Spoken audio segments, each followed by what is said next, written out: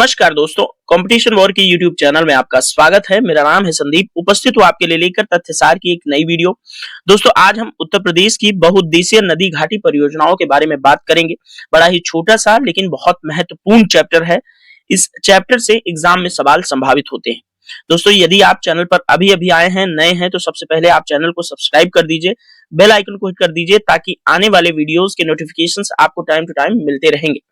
साथ ही इस वीडियो के डिस्क्रिप्शन में हमने कुछ महत्वपूर्ण लिंक्स लगा रखे हैं, आप लिंक को जरूर चेकआउट कीजिएगा। तो दोस्तों, चलिए आइए शुरू करते हैं। उत्तर प्रदेश की बहुउद्देशीय नदी घाटी परियोजनाओं के बारे में बात करते हैं विस्तार पूर्वक।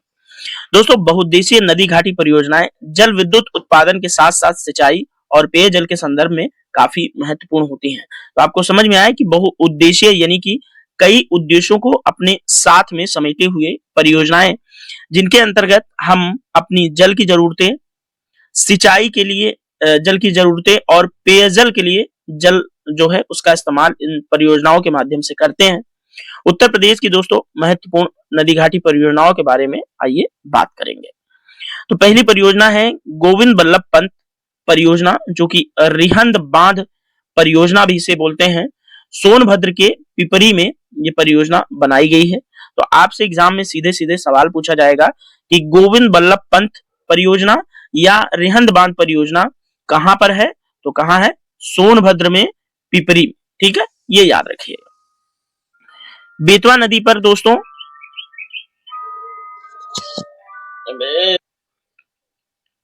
निर्मित राजघाट जो परियोजना है वो उत्तर प्रदेश और मध्य प्रदेश की संयुक्त परियोजना है।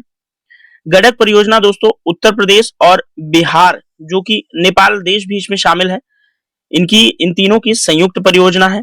रामगंगा परियोजना उत्तर प्रदेश के बिजनौर जिले के निकट कालागढ़ में स्थित है, जो कि उत्तराखंड में पड़ता है। ठीक है, क्योंकि उत्तराखंड पहले उत्तर प्रदेश का ही हिस्सा हुआ करता था, तो कुछ परियोजनाएं उत्तर प्रदेश की उत्तराखंड में चली गई। ठीक है, तो उत्तर प्रदेश की बहुउद्देशीय नदी घाटी परियोजनाओं में कुछ महत्वपूर्ण ये 3-4 थी, इसको हमने डिस्कस किया है। ये कुछ और जो छोटी परियोजनाएं हैं उनको हम मैप के माध्यम से देख लेंगे, तो थोड़ा मैप आपको विजुअलाइज होता है, तो मैप आपको काफी टाइम तक याद रखने में मदद करेगा। तो आइए मैप के माध्यम से उत्तर प्रदेश की बहुउद्देशीय नदी घाटी परियोजनाओं को देखते हैं।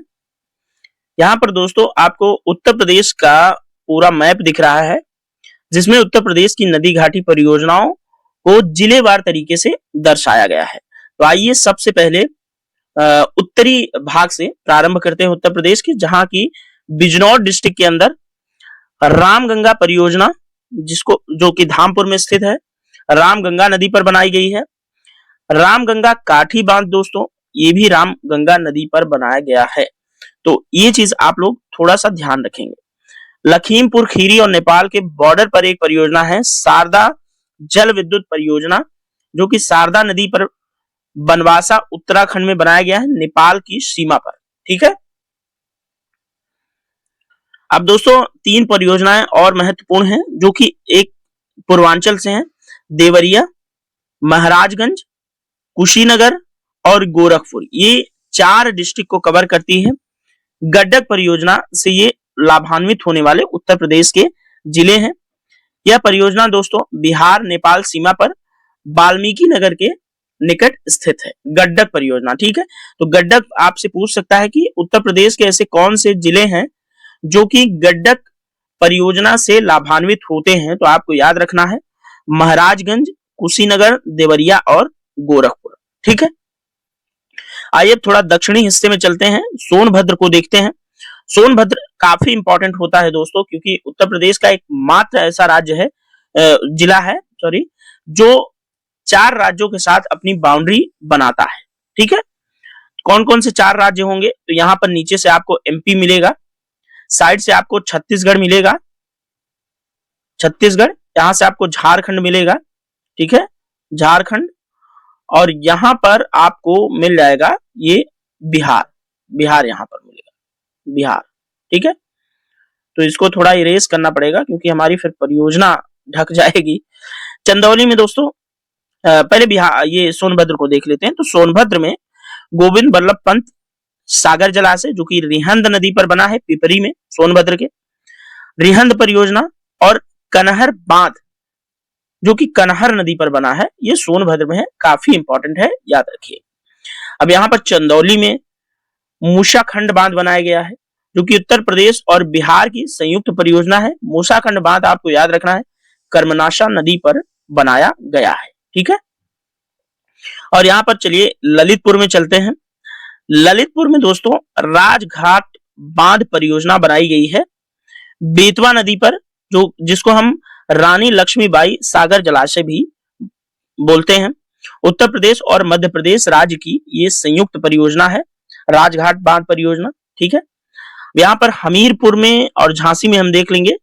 तो हमीरपुर में दोस्तों मौदहा बांध, जो कि बिरमा नदी पर बना है, याद रखिएगा।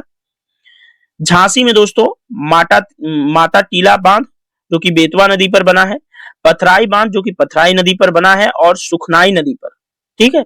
पथराई जो बांध है वो पथराई और सुखनाई नदी पर बनाया गया बांध है, झांसी के अंदर, आप लोगों को याद रखना है। महोबा के अंदर दोस्तों अर्जुन बांध परियोजना बनाई गई है, जो कि ये अर्जुन नदी पर है, ठीक है, याद रखिएगा, काफी महत्वपूर्ण है। आइए थोड़ा सा पश्चिमी यूपी का रुख करते हैं, जिसमें हम मथुरा में देखेंगे गोकुल बैराज परियोजना, जो कि यमुना नदी पर बनाई गई है। ये एक पेयजल परियोजना है।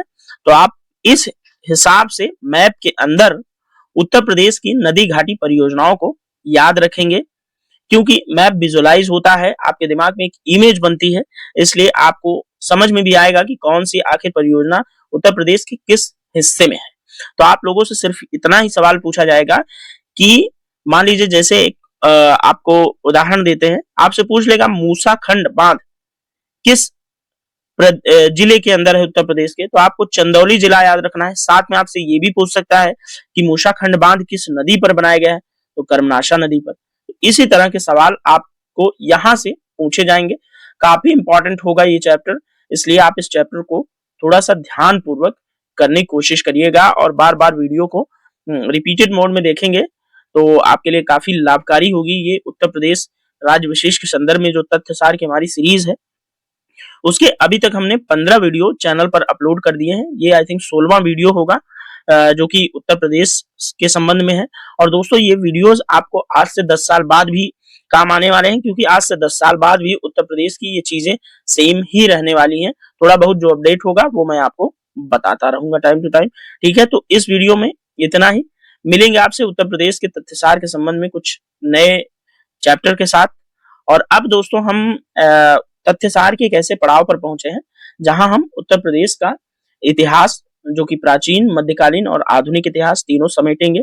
साथ में हम उत्तर प्रदेश के आर्ट एंड कल्चर की बात करेंगे, ठीक है। और उसमें हम कुछ फेमस जो पर्सनालिटीज हैं उत्तर प्रदेश की, उसको हम कवर अप करने की कोशिश करेंगे। 3-4 वीडियो आपके लिए अभी और आना है। उसके बाद हम इस चैप्टर को, इस बुक को समाप्त कर देंगे। तो चलिए इसमें इतना ही, मिलेंगे नेक्स्ट वीडियो में। Thank you so much.